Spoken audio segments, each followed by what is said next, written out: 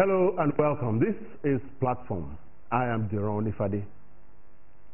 Our guest today is a businessman and a lover of this nation.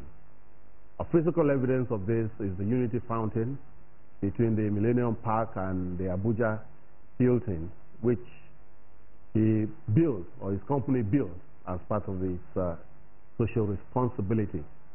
Alhaji Rabiu Isyaku Rabiu is the executive chairman of IRS Airlines, among other businesses. Why he's here today? I'll leave you to judge that in the course of this program. Alhaji Isyaku Rabiu, welcome to Platform. Thank you, it's my pleasure. I also have on the set Muhammad Kudu Abubakar. Thank you, and Ainde Shuaga. My pleasure being here. Now, Alhaji Isyaku Rabiu, let me, like any other Nigerian, wish you a happy 50th independence anniversary. It was, we did have a befitting celebration over the weekend. The celebration, was it worth it? To a large extent, it was worth it, because we came a long way from 1960. The dreams of our forefathers, our founding fathers, our heroes, our mentors, our leaders, was for us to have a Nigeria that was united, that was peaceful, that would have been very prosperous and was prosperous. One that didn't care where you came from, the east, the north, the west, the south, whether you are a Muslim or a Christian. What they envisioned for us was to have a nation that had a collection of people that were different, but yet respected their differences, that had different religions, different language, different beliefs, different regions, but yet came together as one, fighting for a nation that is united, a nation that would provide the best for its people. They worked hard, they fought hard, and we got independence. We started with a democratic system, the parliamentary system, like you know, but not long after that, there was military coup, there was a civil war which we paid for dearly. Tens of thousands of Nigerians lost their lives. Thank God we came out of that intact as one nation at the end of it and went through the process of reconstruction, reconciliation, and rehabilitation.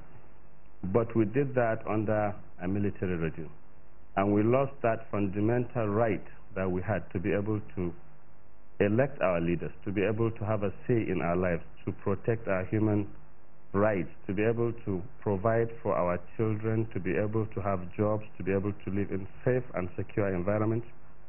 And that was a big sin that we lost.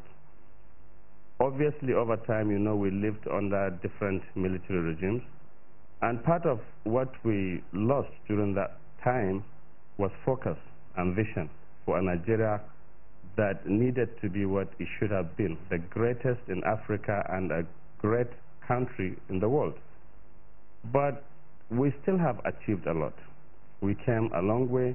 We have infrastructure on ground. We have educational systems in ground. We have health system in ground. But having them is not enough. It's your ability to maintain them and to provide personnel. For example, for your healthcare services, you needed hospitals that will be fully equipped, that will have doctors that are very well trained and experienced in such a way that they will give services to the ordinary Nigerian at an affordable level. That became a problem. Education deteriorated. We have our children living or going to school in a situation where it's less than appreciable. They are sitting on floors, they didn't have reading materials. The teachers themselves did not have a good life to boast of. Yet they had families to take care of. They had to provide their own children with education, with health care, with accommodation, and they had to provide them with a future that looked bright. That in itself took a lot away from these teachers, which in effect affected the children. We had issues of infrastructure. Electricity dwindled year after year after year. Road networks were bad, and people lost lives in the process. We had everything we needed, but we needed to maintain it. The culture of maintenance was missing. We discovered oil in the process, and we got a lot of money from oil. This money should have been invested in areas of human capital development, areas of infrastructure, in areas where foreign investment would be attracted. We lost these opportunities. And one of the most important things we lost over the last 50 years is time, which is one of our most important capital. A lot of our leaders have done good. Some have wavered a little and have gone off course. But I think what is important as a people and as a nation is for us to realize that we have to stick together, we have to work together, we have to be there for our brothers and our sisters and our neighbors and our communities and be patriotic in supporting our country. This issue of unity must be quite, you must see it as being very important. Because long before it became the fashion to do a public infrastructure or a monument and brand it with your logo, now called social responsibility, corporate social responsibility, you actually thought of putting that fountain there. Why is that so? Why did you decide that this was a project that you wanted to pursue, not being a politician? Yeah. Because of the simple premise that united we stand, divided we fall. Because of the fact that when we fought for independence, it was not the northerners or the southerners or the easterners that did, it was all of them. There were Muslims, there were Christians, there were different tribes from different regions, from different religions. They fought for one cause, and that was Nigeria. A nation they had a lot of hope and passion to grow, to make prosperous, to give the best they could. And without unity, you would be in pieces. And unity is what should give you strength. There are 250 ethnic groups in Nigeria. There are 150 million Nigerians today living, of which 41.5% are 15 years and under.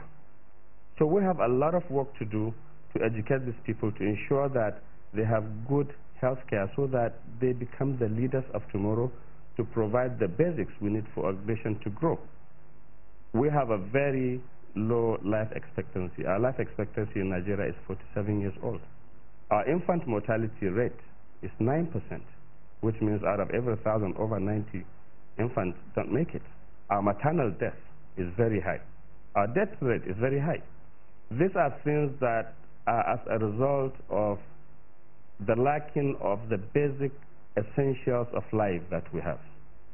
We need good education, like I said, which would provide people for knowing what they are about and how they would live and support themselves and their families. If that is missing, that is a problem, and that is the critical foundation any nation needs to be able to make it.